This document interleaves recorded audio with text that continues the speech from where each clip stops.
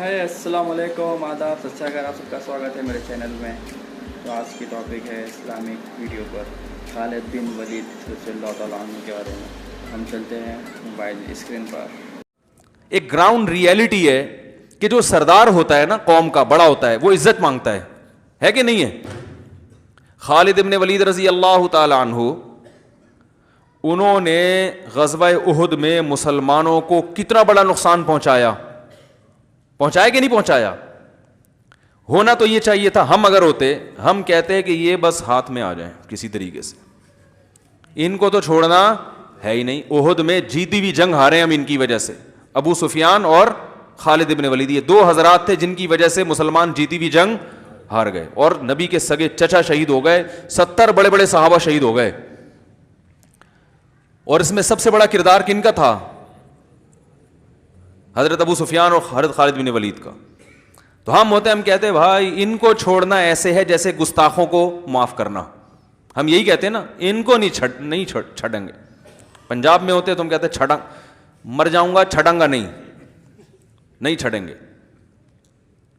लेकिन अगर आप सल्लल्लाहु अलैहि वसल्लम ये सोचते कि ये तो जहां मिले इनको मार दो, तो क्या होता कि भाई मेरे पास जो पूरी दुनिया भी अभी हमने इस्लाम का झंडा कायम करना है, तो हमारा पास लड़ने के लिए लोग कौन है? यही है ना, कुरैश के लोग। क्या ख्याल है भाई, इतने अफराद कहां से लेकर आएंगे? अगर इन्हीं को सारे जालिमों को मार ही देंगे हम, तो मेरे पास तो इतने थोड़े से लोग हैं लड़ने के लिए। तो बेहतर नहीं है कि इनको किसी तरह अपना बनाने की कोशिश की जाए।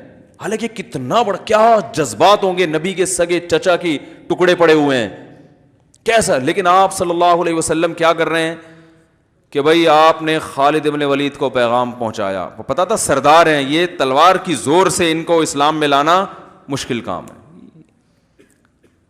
तो आप सल्लल्लाहु अलैहि वसल्लम ने सुलह हुदैबिया के बाद खालिद इब्न वलीद को पैगाम पहुंचाया कि देखो, खालिद इब्न वलीद जैसा समझदार आदमी अभी तक इस्लाम में दाखिल नहीं हुआ, ये हमारी समझ में नहीं आता। और फरमाए तुम हमारे पास आओगे, तुम्हें उहदा भी मिलेगा, इज्जत भी मिलेगी। क्योंकि सरदार को यह डर होता है कि अगर मैंने इनका मजहब कबूल कर लिया तो ऐसा ना हो मेरी बेइज्जती हो, मुझे ताने मिलें कि यार हर आदमी कहे भाई ठीक है इस्लाम तो कबूल कर लिया, लेकिन नबी के सगे चचा का खून से तो तुम्हारे हाथ रंगीन हुए हैं ना, यानी तुम्हारी वजह से कत्ल हुआ ना। किसी कोई अपने बाप का हवाला देगा कि मेरे बाप को तुमने मारा, कोई अपने भाई का हवाला देगा मेरा भाई तुम्हारी वजह से। तो मुमकिन है मुझे गुलाम बना के रख लिया जाए। और एक आदमी जब एक मकाम तक पहुंचता है, आर्मी में ऐसा होता है ना कि जूनियर को चीफ बना दिया जाए तो सीनियर इस्तीफा दे देते हैं कि यार जो हमें हमेशा सलूट करता रहा, हम उसको कैसे सलूट करें? इंसानी फितरत है, ये नेचर है। समझने के नहीं समझ रहे भाई, जो हमें आज तक सलूट करता रहा है, अब हम उसको कैसे सलूट करें? तो आर्मी के जितने सीनियर ऑफिसर हैं अक्सर क्या करते हैं? रिजाइन दे देते हैं। तो ये इंसान की एक नेचर है। तो नबी सल्लल्लाहु अलैहि वसल्लम को ये था कि खालिद इब्न वलीद के जहन में ये ख्याल आ सकता है, तो आपने फरमाया कि ऐसा नहीं है। अब हम होते तो फतवा लगा देते ये तो लालच दी जा रही है इस्लाम में लाने के लिए, है भाई क्या ख्याल है? ओहदे का इस्लाम कबूल करना है तो भाई अल्लाह के लिए करो, ओहदे का क्या? ओहदा नहीं मिलेगा, ओहदा नहीं होता हमारे यहाँ। हमारी मर्जी, हम तुम्हें कहीं चौकीदार लगा दें या बस का ड्राइवर बना दें, हमारी मर्जी है, तो हमारी मर्जी है। लेकिन नबी सल्लल्लाहु अलैहि वसल्लम क्या फरमा रहे हैं? भाई तुम्हें इज्जत इसी तरह मिलेगी, इसलिए कि आप चाह रहे हैं कि एक दफ़ा आ जाए ना, मुमकिन है थोड़ी सी लालच दे के बुलाओ, लेकिन आ जाएंगे ना, कुछ दिन हमारे साथ माहौल में रहेंगे, तो इस्लाम में खुद इतनी अट्रैक्शन है कि इनमें इखलास पैदा हो जाएगा। ये ओहदे सब कुर्बान कर देंगे, दफा आने दो, गलत फहमी है। तो ये ग्राउंड रियलिटी को देखकर फैसला हो रहा है कि नहीं हो रहा? अब बताओ, हम होते, हम कहते आने दो जरा, कहते आन दे।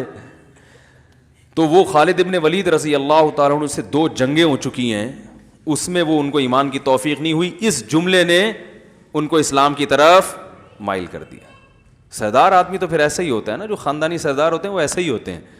तो आ गए, इस्लाम कबूल किया, उनको कमांडर बना दिया आपने। लेकिन शुरू में तो कमांडर, उसके बाद आप में इतना इखलास पैदा हुआ है कि आप कहते थे कि मैं हमेशा अमीर बन के लड़ा हूँ।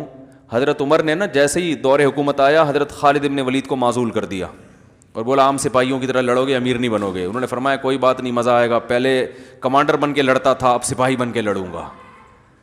کیا خیال ہے؟ ورنہ کسی کمانڈر کو معزول کر دو, سپاہی بنا دو, بڑا غضبناک ہوتا ہے وہ. اور وہ کمانڈر جس کو نبی نے کمانڈر بنایا ہو, وہ کہہ سکتے تھے مجھے محمد صلی اللہ علیہ وسلم نے کمانڈر بنایا, مجھے ابو بکر نے کمانڈر بنایا, اور مجھے سیف اللہ, اللہ کی تلوار کا خطاب دیا. اے عمر, قرآن حدیث کی روشنی میں آپ مجھے معزول, کیا خیال ہے؟ قرآن حدیث کی روشنی میں آپ مجھے معزول نہیں کر سکتے. قرآن سے تو یہی پتہ چلتا ہے, حدیث سے تو یہی پتہ چلتا ہے, کیونکہ حدیث میں آتا ہے سیف اللہ, اللہ کی تلوار, اور ہمیشہ آپ نے مجھے کمانڈر بنایا, تو آپ کیسے کر سکتے ہیں یہ کام؟ حضرت عمر نے سب سے پہلا کام ہی یہی کیا, جیسے ہی خلیفہ بنے سب سے پہلے خالد بن ولید کو معزول. لوگوں نے کہا کیوں بھائی؟ کہہ رہے ہیں کوئی غلطی بھی نہیں کی انہوں نے, ویسے ہی کہا لوگ یہ سمجھ رہے ہیں ان کی وجہ سے فتح ہو رہی ہے. اسلام کی طرف تو اب لوگوں کی توجہ جائے نہیں, شخصیت پرستی آ رہی ہے, شخصیت پرستی برداشت نہیں ہوگی, معزول کیا ان کو.